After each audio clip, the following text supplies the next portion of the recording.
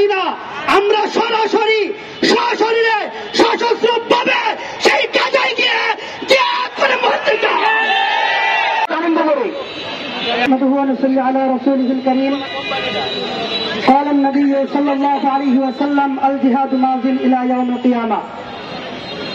আজকে হেফাজতে ইসলাম বাংলাদেশ ময়মনসিংহ মহানগরের উদ্যোগে আয়োজিত গাজায় আমেরিকা এবং ইসরায়েলের বর্বর হামলার প্রতিবাদে বিশ্বব্যাপী যে হরতালের সমর্থনে আজকে আমরা এখানে উপস্থিত হয়েছি। আপনারা সকলে অবগত আছেন বর্তমান গাজা তথা ফিলিস্তিনের অবস্থাটা কি। আমি একেবারে ছোট্ট করে একটি কথাই বলতে চাই।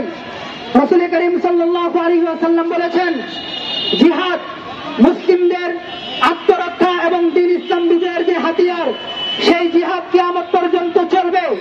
আমি বলতে চাই আমাদের মুরব্বীদের কাছে এবং বিশ্বের মুসলিম নেতাদের কাছে বলতে চাই, যদি জিহাদ কিয়ামত পর্যন্ত চলন্ত থাকে, বর্তমান ফিলিস্তিনের এই পরিস্থিতিও যদি জিহাদ করা না যায়, তাহলে কোন সময় করা যাবে জানতে চাই। আমরা প্রত্যেকেই এখানে উপস্থিত হয়েছি সশরীরে, যদিও গাজাবাসীরা তারা মৃত, আমরা জীবিত থেকেও মৃত, ঠিক কিনা বলেন?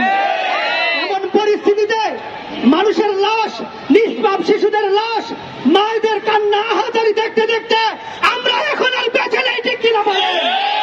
আমরা এভাবে ধুকে ধুকে মরতে চাই না, আমরা সরাসরি সশরীরে সশস্ত্রভাবে সেই গাজায় গিয়ে জিহাদ করে মরতে চাই। ইনশাআল্লাহ বাংলাদেশের অন্তর্বর্তী সরকারের প্রধান উপদেষ্টার কাছে বলবো,